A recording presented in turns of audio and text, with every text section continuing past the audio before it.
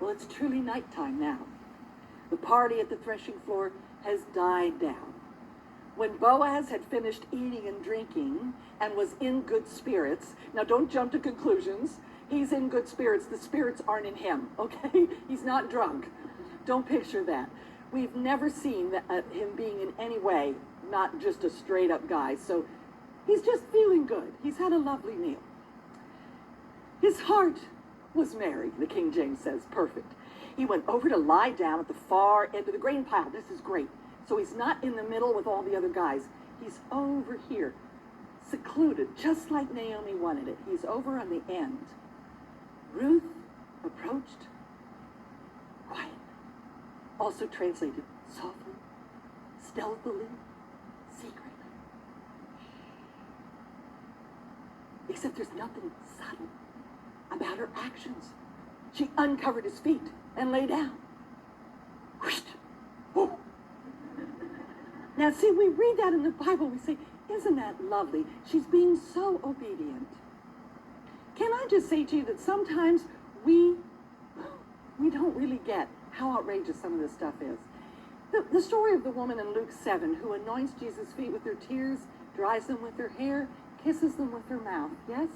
We read that and go, oh, that story is outrageous. That she would do this to a man in public. Let me try and bring it into the 21st century for you. Your pastor Sunday morning decides he's going to go a little first century on you and wear a toga and sandals. And he comes out to the edge of the platform as he's speaking, and some woman comes down the aisle and starts sucking on his toes. Now, you're laughing now, but if it happened, what would you do? Oh! You'd be flipped out. You'd be disgusted, wouldn't you? It's so outrageous. But we read that story and say, oh, isn't that nice? No, it's unbelievable. Well, that's how this is. This is just, oh, she did what? Whoa. It's just amazing. But what did her mother-in-law tell her to do? Now, the question I have is, how is Boaz going to respond? In the middle of the night, something startled the man. Also translated, he suddenly woke up. Well, what woke him, I wonder? Did God nudge him in his sleep? Whisper in his ear? Did he feel the warmth of her body? Or, this is the most likely, were his feet cold? Honey, if you wanted to wake me up, uncovering my feet would do it. You just noticed that. And he turned and discovered a woman lying at his feet. Now, there's no exclamation point, but believe me, the word discover, it tells us this is startling. Also translated, he was surprised, he was shocked, he is now fully alert. Yes, he certainly is. First words out of his mouth, who are you? Wow. The first time he saw her, he said, whose are you? But now, it's actually a deeper question.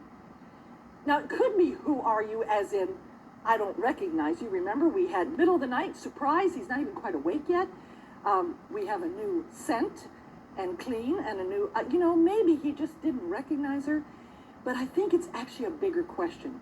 Who are you to me that you are doing this? Who are you? And I want you to notice, remember Naomi said, he will tell you what to do? I don't see him telling her what to do. You don't even know who she is. Wow. So Ruth just speaks, this bold, courageous woman. I am your servant, Ruth. In the Hebrew, the order would be a bit reversed. I am Ruth, your servant. So she reveals herself and she puts herself at a lower level. Though she doesn't, to say, I'm a gleaner or I'm a Moabitess, not mentioned. Now, if this had been me, I would have stopped right there to see how he responded. I'm your servant Ruth. Pause, right? To see whether he says, yay, or she just presses on. So I don't know if he isn't able to speak or she just doesn't wait because she wants to get her message out. Spread the corner of your garment over me. Wow, really? It sounds very intimate, very personal. I love the message on this one. Take me under your protecting wings. So we're back to underneath his wings. I want you to notice the most important thing, though. Ruth didn't ask him, will you? She told him, spread the corner of your garment. She proposed to him. I love this. Since, and here's why, she's willing to do this, put herself out there, since you're our kinsman redeemer. Also translated a close relative, somebody who's in charge of taking care of the unfortunate. Well, yes, he is a redeemer. That is his task. But Ruth took the initiative. I think that's incredible that she didn't just wait for him to say, I will spread my cloak over you and I will redeem you. Because again, this is not tradition yet. It becomes so in centuries after this, but it had to start somewhere. And I believe it started with Ruth. We cannot find historical evidence before now. So I think God started something.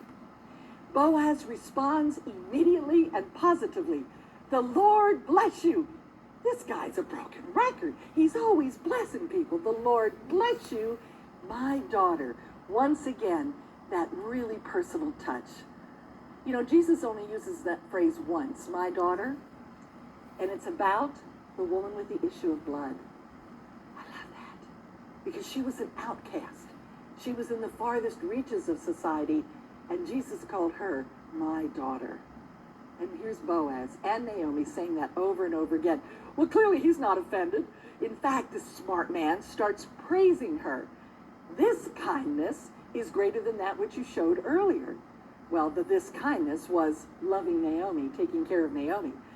You have not run after the younger men, whether rich or poor. Aw, bless him. He's feeling old.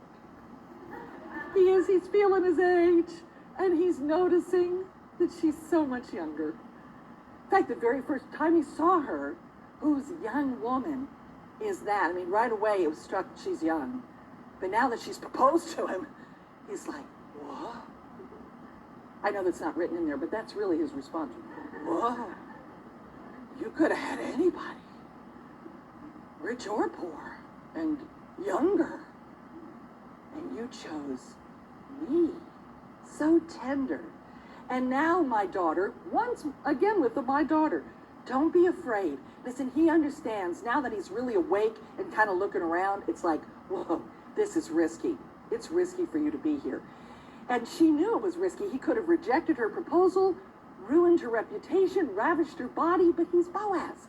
He does the right thing. Look what he says next. Do you have my permission to underline this in your Bible? I will do for you all you ask. Now remember, I asked you to compare all the words and actions of Boaz relative to our Redeemer. What does our Redeemer say? Ask and you will receive, and your joy will be complete. I will do for you all you ask. What woman would not want to hear that said? You could embroider this if you're so inclined. Put it somewhere in your house, signed by the man or the son or the daughter or anybody in your life. I will do for you all you ask. That's what he says. It is such a precious thing. How could he make such an offer? Because of who she is. All my fellow townsmen know you are a woman of noble character. When Boaz was introduced, he was a man of standing. And now our Ruth is called a woman of noble character. These two are meant for each other in the deepest sense. I'm hearing the wedding bells ringing, except we have a problem. You know, when the minister says if any person here can show just cause or impediment why this couple may not be joined in holy matrimony, I think I've just heard an impediment.